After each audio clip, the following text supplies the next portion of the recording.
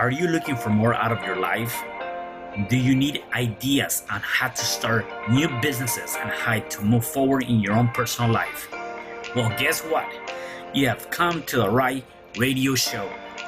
At You Can Overcome Anything podcast show, you will learn and hear from many people from all walks of life who are sharing their challenges, their stories, the habits, and the mind shifts they had to overcome to become who they are today. On top, you will get a chance to connect and see how you can overcome anything by networking and learning about your next move through this radio show. I present to you our great speakers at You Can Overcome Anything podcast show with your host, Cesar Espino.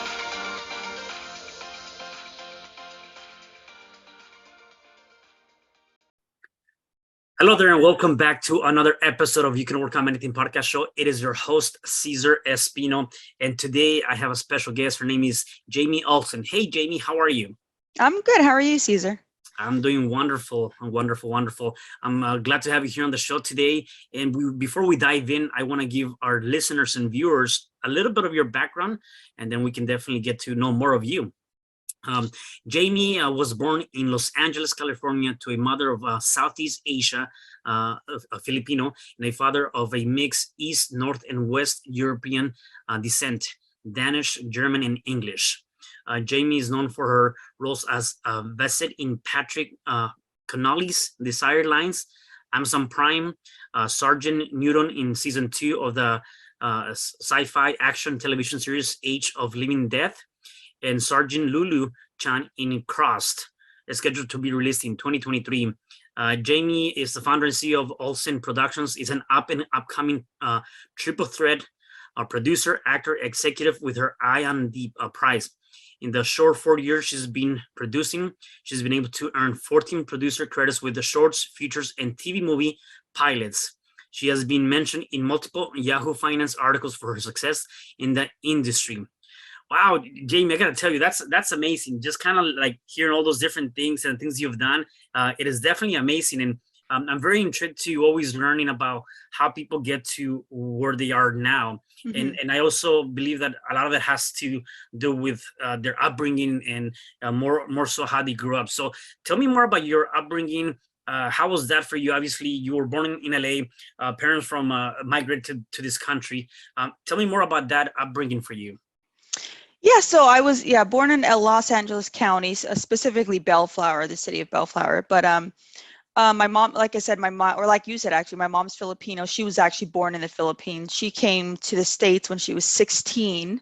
Okay. That's when she met my father, who was 4 years older than her. They met at a party, and the rest is history. And yeah, they had us pretty young. They had me and my two sisters pretty young. I'm a middle child, and we grew up, I wouldn't say we weren't poor. We were like lower middle class, I would say. So we had food on the table, we were able to have clothes on our backs and stuff like that. But, we didn't have anything extra, Mm-hmm.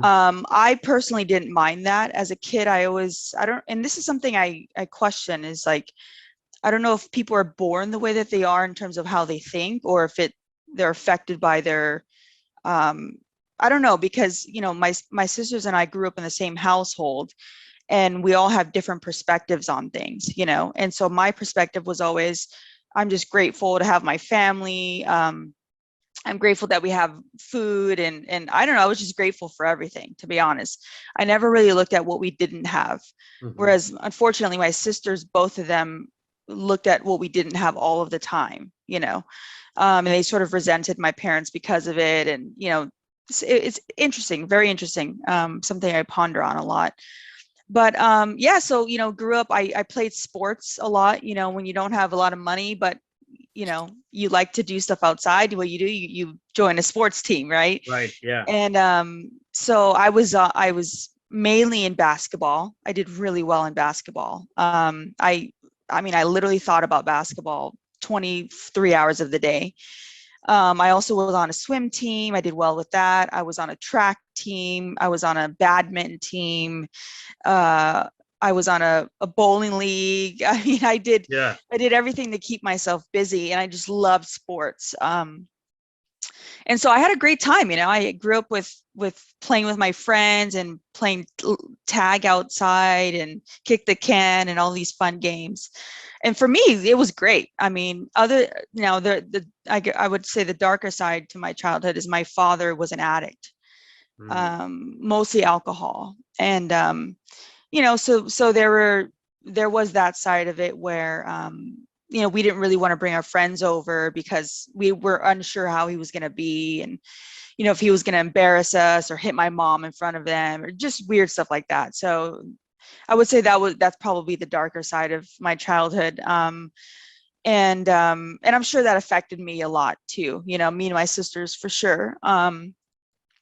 But yeah, I mean, I loved, I was very curious. I was a very curious kid. And even with my father, instead of judging him like my sisters did, I actually tried to understand him. Like I tried to figure out what happened in his childhood that made him like that. So I would mhm. ask him questions like, what'd you go through? And so I always had like a deeper insight of like, I don't know. I guess I was Yeah. born with it because I was young, who Right. I didn't learn that anywhere. Yeah. But yeah, anyway, did that. And my parents were more on I guess they were more on the artistic side, which I didn't know growing up. Um, like my dad, I learned he liked writing poetry and sewing and things like that. He was a very soft guy, soft but a hard exterior. Gotcha. My mom, she could build things with her hands. Like we couldn't afford a go-kart because our friends afforded one, but she would make one with her hands, Mm, literally by scratch. Um, and so I grew up with them. And then when I was about to graduate high school, I wasn't sure what I wanted to do. I literally had no idea. My dad wanted me to go to the military because, yeah. you can make Yeah. money, they pay for your school, you know. And I actually really liked fighting too. That was another thing. I really liked fighting. So I figured, well, I can get in some fights in the military. I don't know. I don't know Right. what I Right. was thinking. But Yeah. anyway, Let me ask you something, like yeah. kind of going back to what you were saying. I think is very intrigued, the fact that, you and your siblings have different perspective, different ideas.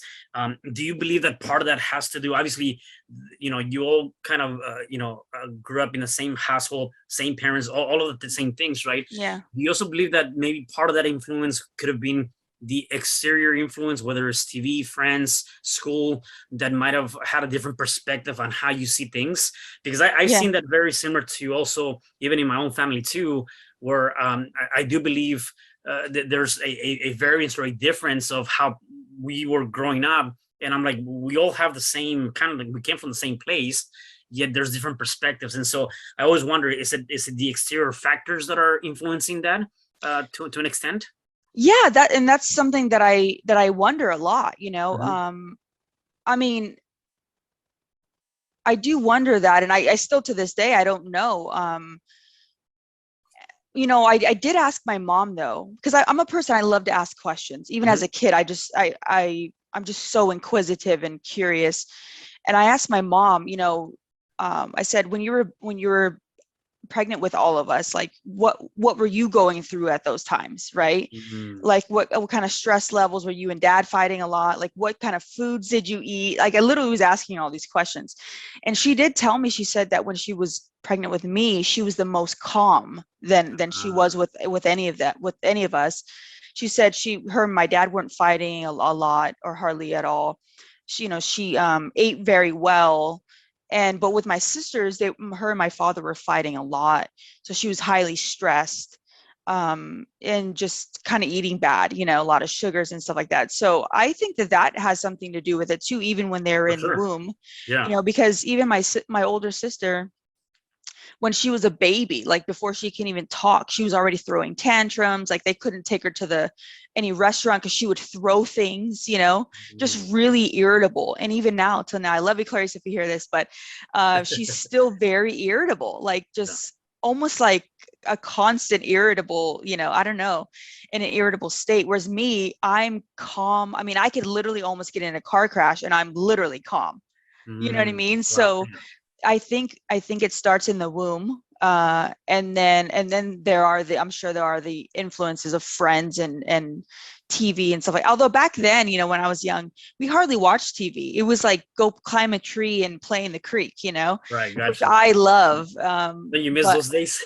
oh yeah, it just was just like you got to really tap into your imagination and your curiosity. Right. Yeah. Now it's like all your phone and your laptop and stuff. But Yeah. anyway, that's another conversation. Yeah. No, definitely. No, and you know what? I do agree. I mean, there's that energy that is transfer while you're in the womb, and then again, a lot of times, anything that you learn within the ages of 0 and 7, or Yes. what you see, what you hear, whatever that might take place during those years, is gonna stay with you for the rest of your life until you either start doing something with it, or you're healing, or you're definitely working on some of those challenges. Because I know there's people that have gone through a what I would seem a perfect life for the first 20, 30 years, and then they get to their 30s or 40s, and then things are suddenly showing up, and they don't even know why that's Yeah. happening. A lot of it has to do with again what happened in the first couple of years, or when they were in the womb of their mom. Yeah, That that's a good starts to point. mess it And up. then like something, it's almost like it was dormant for Yeah, those years, and then it's correct. triggered by something. Right, Yeah. exactly. Yeah. Yeah, Yeah. I mean, my older sister did say that when I was young, too young to be aware, that she remembers my parents fighting a lot. So, I'm sure that affected her. You know what I right. mean? Yeah, So, yeah, it is interesting though.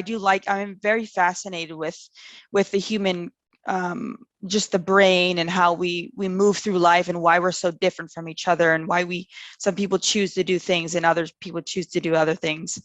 It's very fascinating to me. yeah, no, definitely.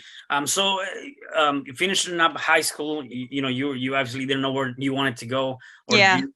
And so, what was the next? I Yeah, so guess. this was a major transition in my life. Yeah. I was babied a lot by my mom. Okay.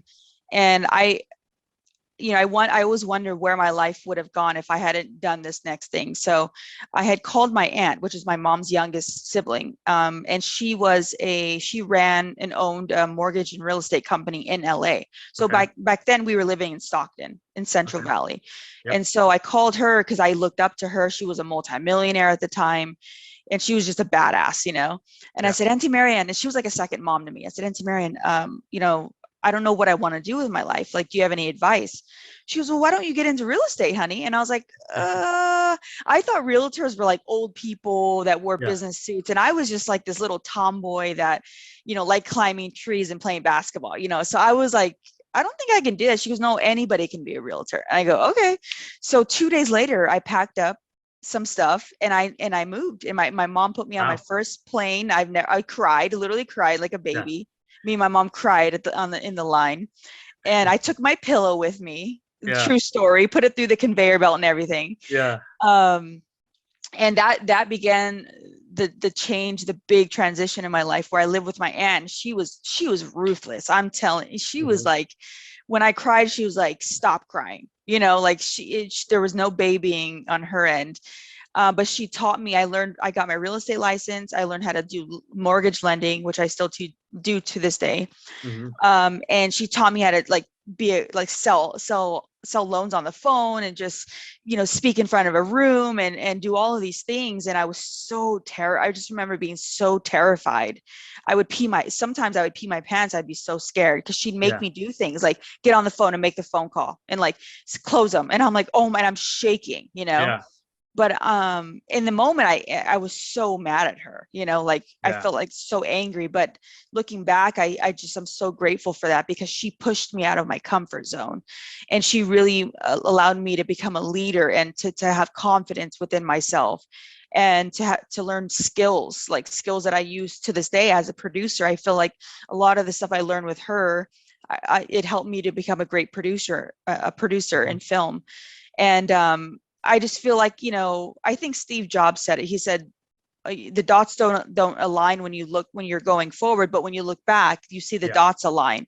And I Yeah. really believe in that, because looking back at all the things that I went through in the moment, I'm like, why am I doing this? I'm not even interested in this, like selling insurance. I didn't even like it, but I got licensed and I sold insurance, and just stuff like that. I learned certain skill sets that I use now with doing what I want to do, which is making movies. Mhm. So I really believe that life doesn't happen to you, it happens for you. Yeah. You know what I You mean? know, yeah, one of the things that comes to mind with what you're saying is that sometimes we're so afraid to take that move or the next step, or we're so afraid of being uncomfortable because it is that unknown factor, right? We don't know what Yes. we're doing.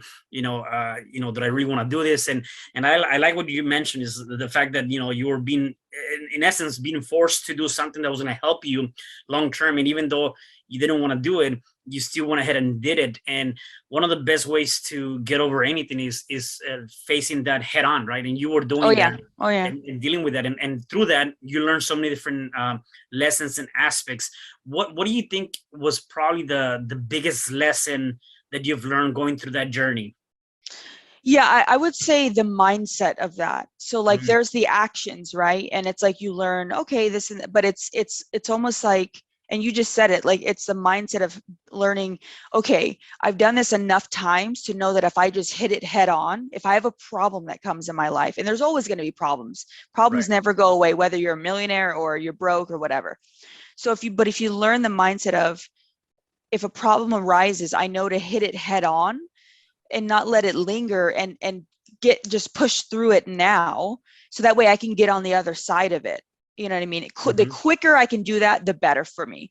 And that's huge, because I see so many people, including people that I really love and care about in my life, that they see a problem and they either run the other way, or they kind of like try to like sidestep by it, or like, they try to avoid it or pretend it's not there, or they're slowly going through it, and therefore they're suffering more.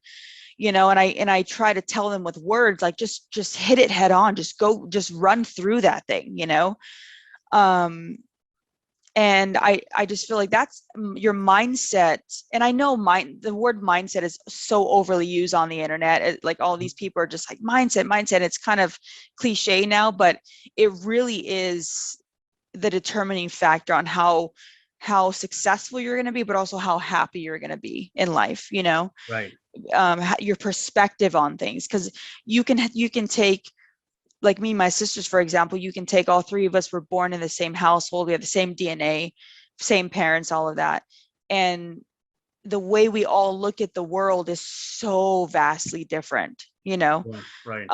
It's as if we were completely different strangers born in a different time frame, and all of that.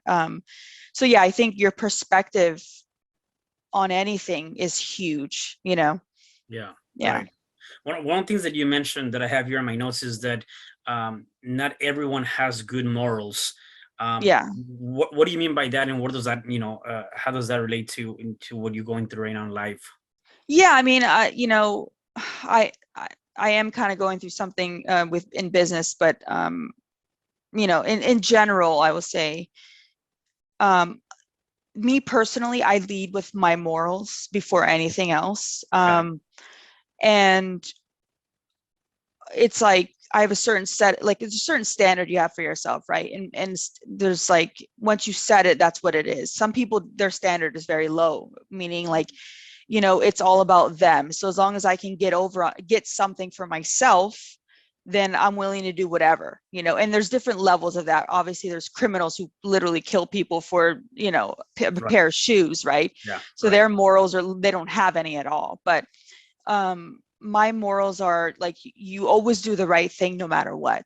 Even if doing the right thing means you're going to get less, or you know what I mean. Yeah. Yeah. And I really live by that, because and a lot of times when I tell people that, they're like, oh, you're afraid of karma, you just don't want it to come back to you, like. And I'm like, no, I don't even think about karma. I'm not even thinking about, oh, I'm not going to do this, because if I do this, then it's going to hurt me. That, again, that's kind of, for me, it's just, you always do the right thing because that's the right thing to do. Period. There is nothing beyond that. Right. um and not everybody, unfortunately, in this industry, the industry that I'm in, the film industry, but also in the real estate and lending industry, any industry, I'm Yeah. sure in the coaching industry, Yeah. there's people that, it's just like, as long as they can get something from someone, they're doing it. And especially if they can get away with it. Yeah. There's a test. I like taking these tests. I think it's called the dark triad test. It tests your, um, psychopathy levels, your narcissistic levels, and your Machiavellian, I think it's called Machiavellianism, which means if you could get, it's like a level of like, if you could get away with this, would you do it? Like if you knew no one would know, would you do it? And you know, I tested very low on that because my thing has nothing to do with people, whether people know or not. It's whether I know, you know what I Right. mean? So whereas I'm sure if I gave the test to some people that I know, the thing would be Yeah. out of this world. You know, and unfortunately, even some people that I love, you know, I've Yeah. asked them, they're like, well, if I could get away with it, I'm like, oh man, this is like kind of saddening, you know, but Right. I think there are a lot of people in this world that if they could get away with something, they would do it. Well, it You goes know? back to even the idea of, when you're working on yourself or you're working on a business or whatever that might be, is the same way you show up for yourself behind closed doors Yes. is the same way you're going to show up outside, right? And when you have that true transparency, I do believe you can get further ahead than trying to be something or someone different, which we see a lot nowadays, right? Even with just social media. And I've known people for a fact that they'll post certain things on social media, and when you're talking to them behind the scenes, it's a total different Yeah. lifestyle, and they're, whether it's good or bad, either way, they're showing a different person, right? And Yeah. so I do believe that, and I like what you mentioned, is that I would much rather do the best I can and give it all, even if that means that I'm getting less, because I do believe that I'm a firm believer that at the end of the day, I can have all the money in the world, I can have all the materialistic things in the world, I can have all these different things, and if something happens tomorrow where I lose my house, I lose my money, I lose everything, yet the fact that I'm still able to breathe and do something and be in this world, I would rather take that route, because again, everything else I can get. The only thing I cannot get back is life. Yeah. Once my life is gone, I'm gone. It's gone. But I can lose my house, I can lose my money, I can lose everything and be homeless. And then I know that I can recover tomorrow because I still have that tenacity to be able to do that. A lot of people are afraid to even take that leap, though, and not Yeah. go through that route, No, that's true. And to add to that, I love that, by the way. And to add to that, you know, who you are behind closed doors is actually who you really are, right? Because Mhm. we can all put on a face, but it's like, who are you when no one's watching you? You know, Right. and what do you do in those moments? And that's actually who you really are. And my thing is, it's really not about like, you know, I love money, right? But I love money because what I can do with it. Like I Mhm. love it. I always tell people I want to make a lot of money so I can give it all away. You know what I Right. mean? Yeah. Because there's something in giving. I noticed this as a kid. There's something in giving that makes me feel very fulfilled. And is it a selfish thing? Yes, because I do get something out of it, but at least it's like a win-win situation. That's Right. also another marker for me. It's like, you know, there are situations where you will get something out of it, but as in my mind is, it's almost like I do this inner test. As long as everyone is getting something, then it's good. Where, but if it's like, if they're not getting anything and I'm getting everything, that's when I know I'm not with that, you know? So basically what I'm trying to say is the situations have to be like a win-win situation in order for me to proceed with it. And that's just my standard for myself.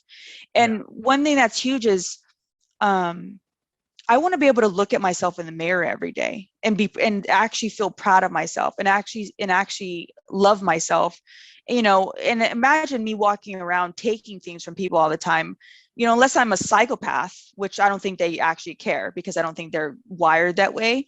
Um, I don't think I'd be able to look at myself and actually like respect myself. And respect for myself is means more than anything, you know? So I need to be able to respect myself every day. In order to do that, I have to always do the right thing. So that's Right. really what it comes down to for me. Yeah.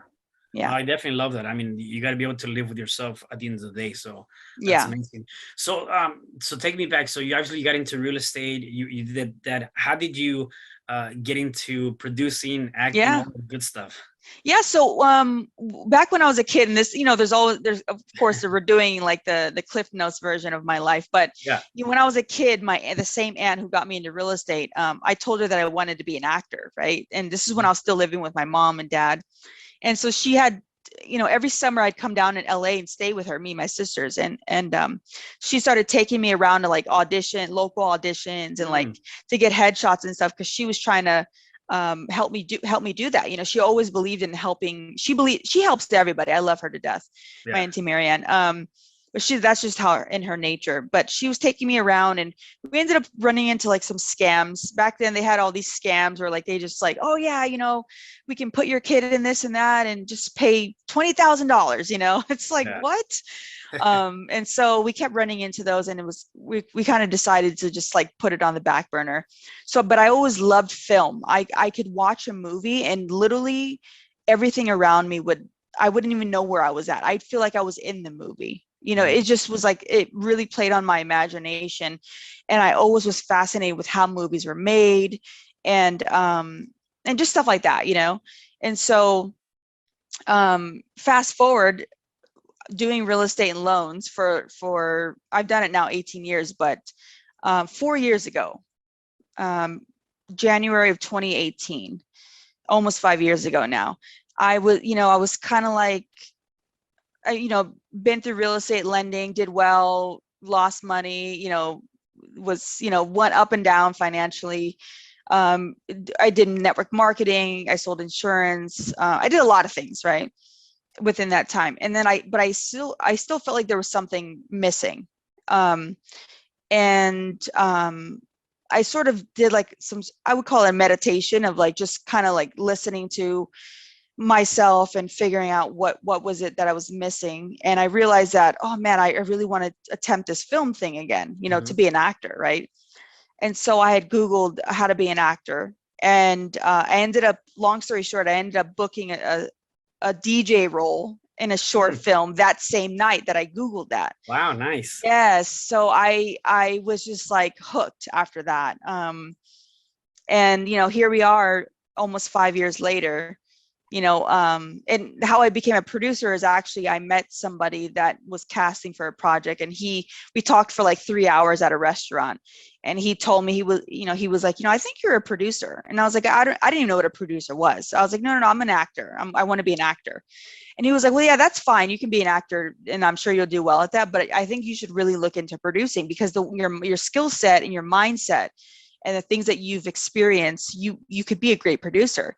And so I just believed him. I said, okay, well, if he thinks so, because he's been in the industry longer than me, maybe I am. So I went home and I started to research what a producer is and who are the best producers and how to become a producer and what do producers do. And I just went on a research extravaganza.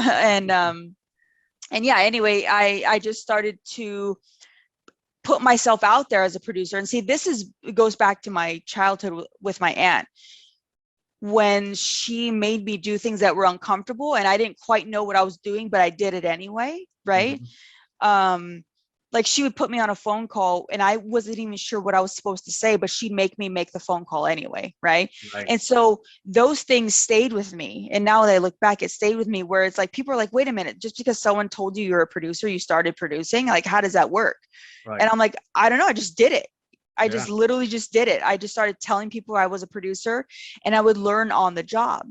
So I would research on my own, and then on the job I would learn, I would watch, I would pay attention, I would be close to other producers, see what they're doing and pick and learn quickly. And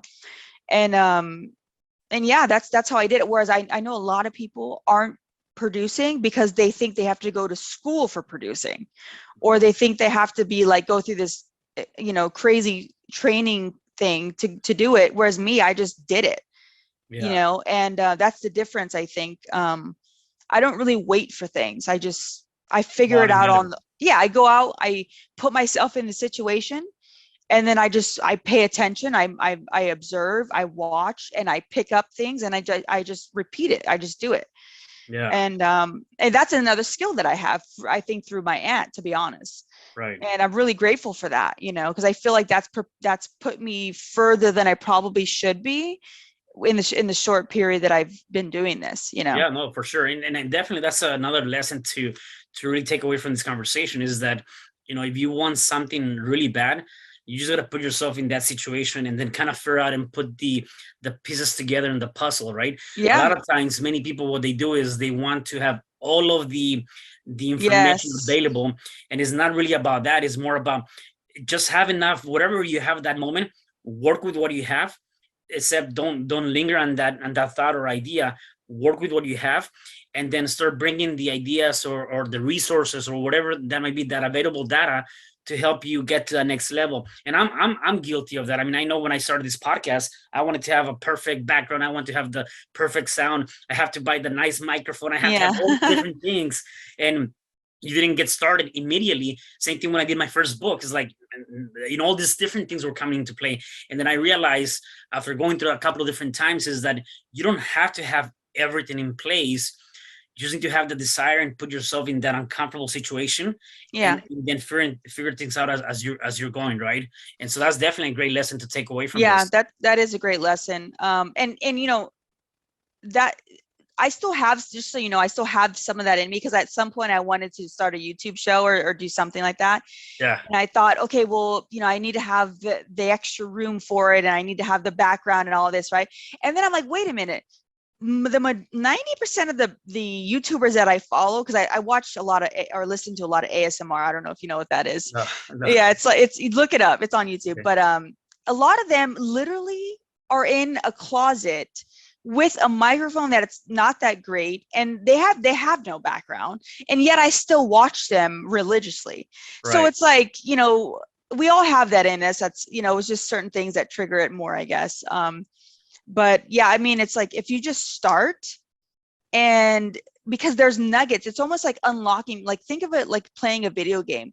When you start the video game, you unlock certain levels, but in order to unlock things to get to the next level, you have to go through the beginning part, right? Right. It's the same thing. It's like, there's certain things you're going to learn early on, even with no background or not the best mic or whatever, that you need in order to get to the next level of your podcast anyway, right? Right. Yeah. Yeah.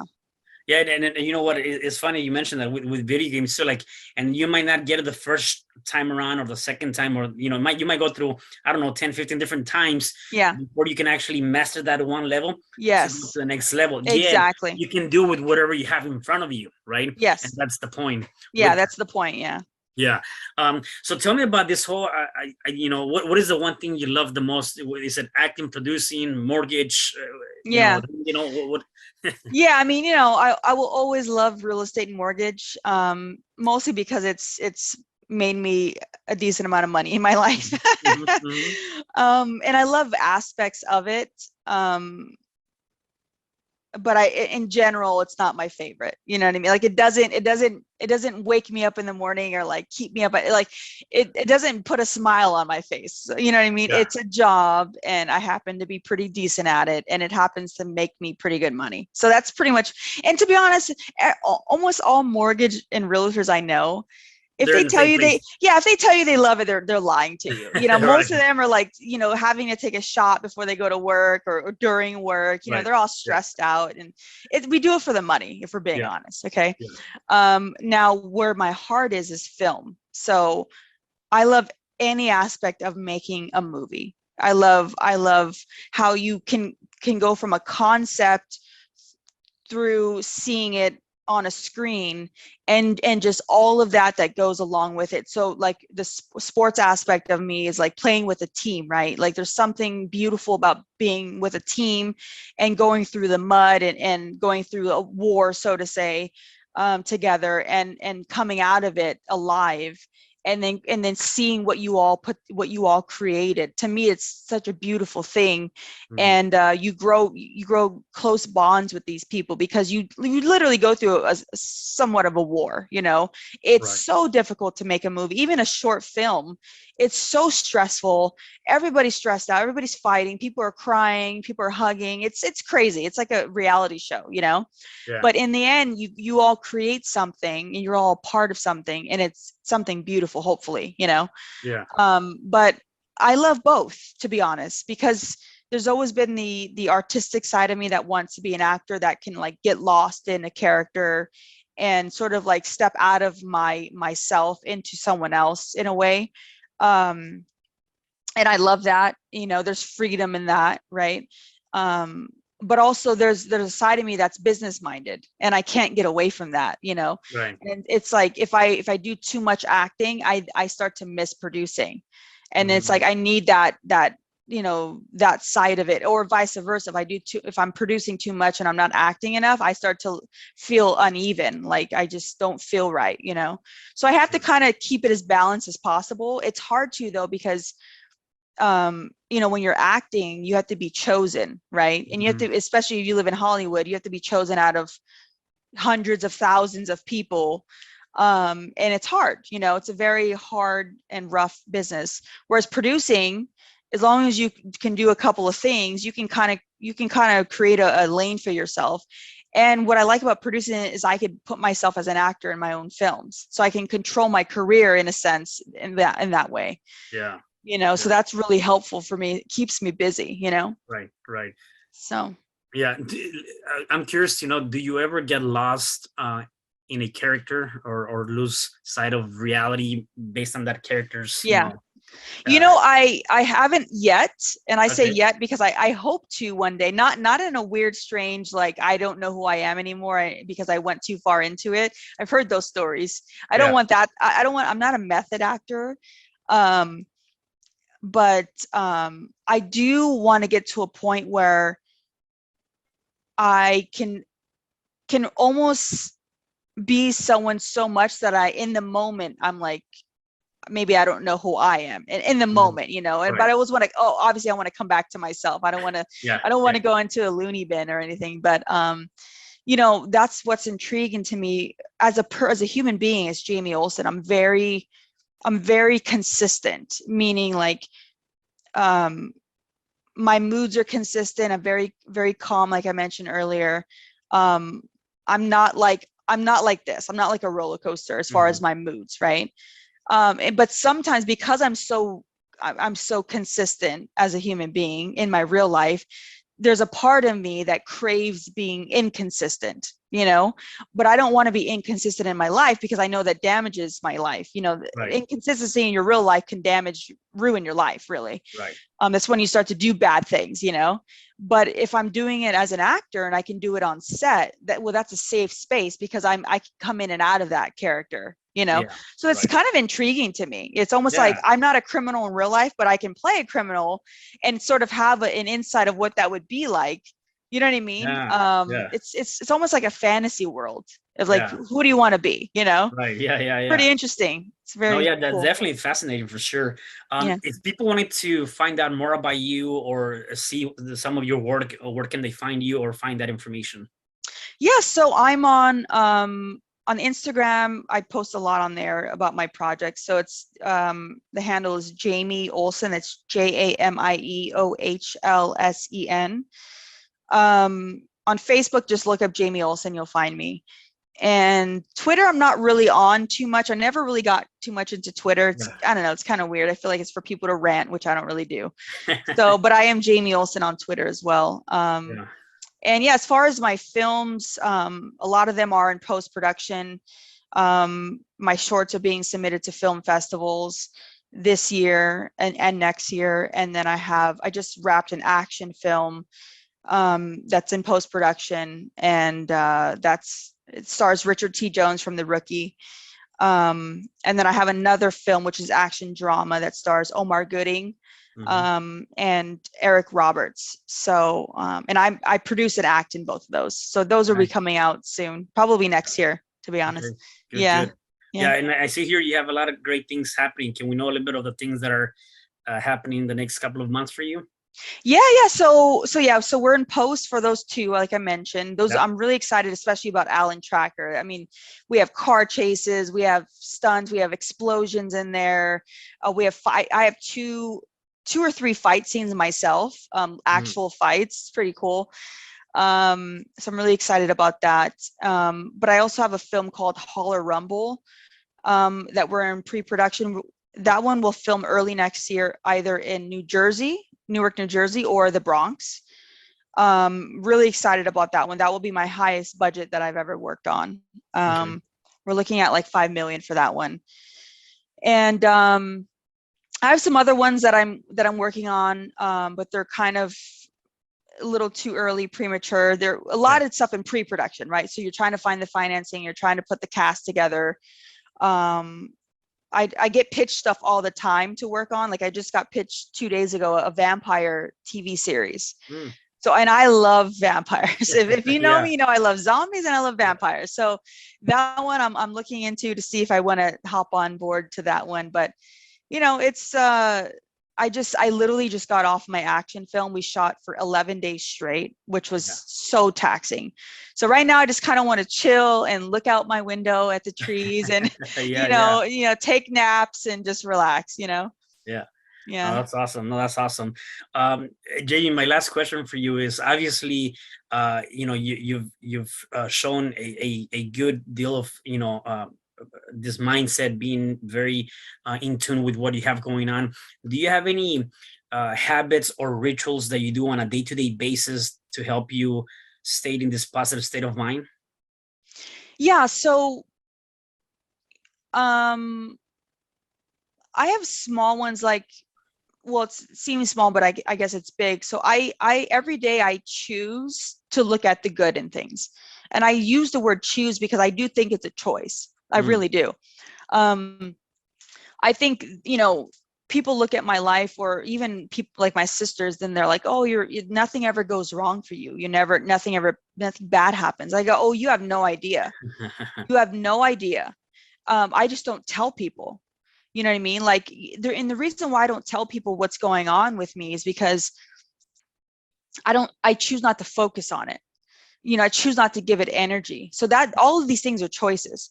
So right. it's like if something is happening in my life that's upsetting me or doesn't go my way, I sit on it for maybe a minute, maybe 2 minutes, and then I let it go.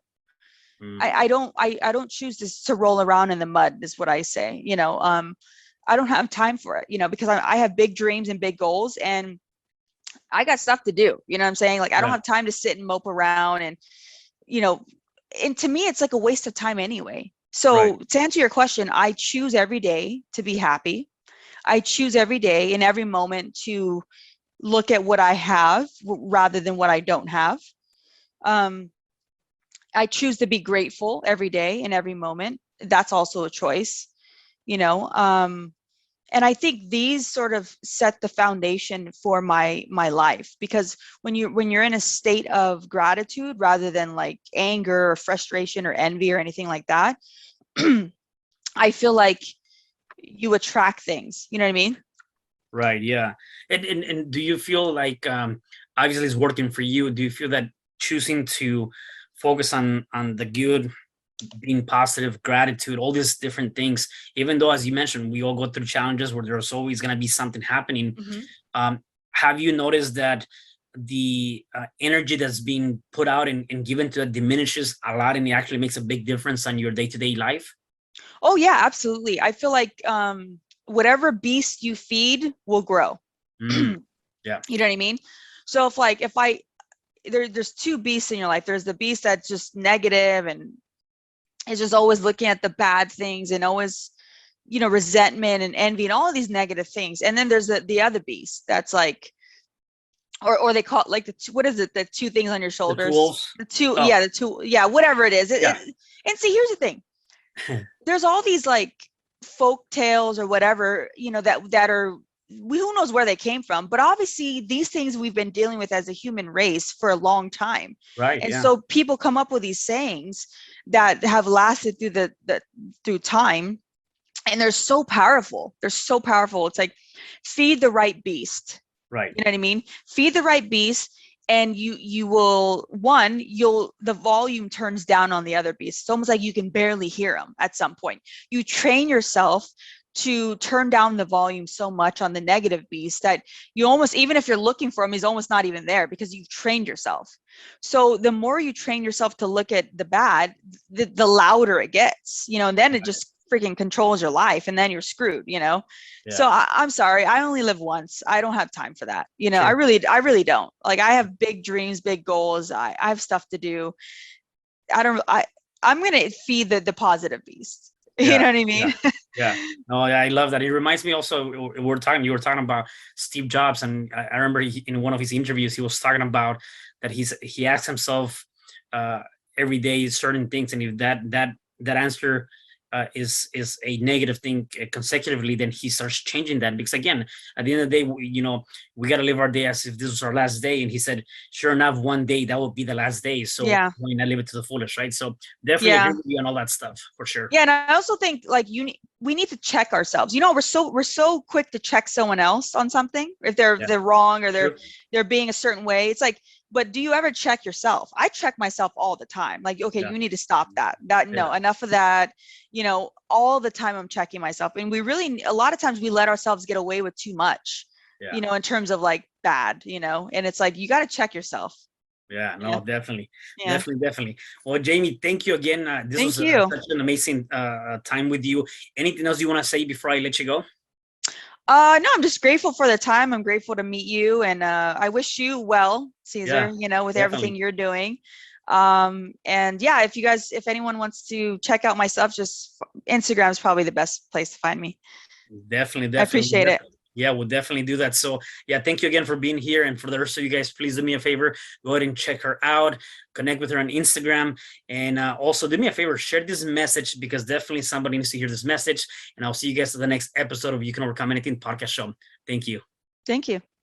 Hi, I'm Cesar Espino, real estate investor, business coach, and consultant, and author of the book, You Can Overcome Anything, Even When the World Says No. My number is 424-501-6046. In my book, I talk about making the necessary changes to shift your mind for prosperity and certainty. Pick up your copy at Amazon. I also love helping families with their real estate and can purchase your house fast and all cash. Follow me on Instagram, Facebook, and LinkedIn. My number is 424-501-6046. Thank you for having me today. I am so glad you've tuned into this podcast. You can find me at your favorite podcast platform where you can like, subscribe, comment, and share. And to learn more about myself, my services, you can find me at www.cesarrespino.com, or you can also find me at your social media. Thanks for joining me, and I am looking forward to having you at the next episode. And know you truly can overcome anything.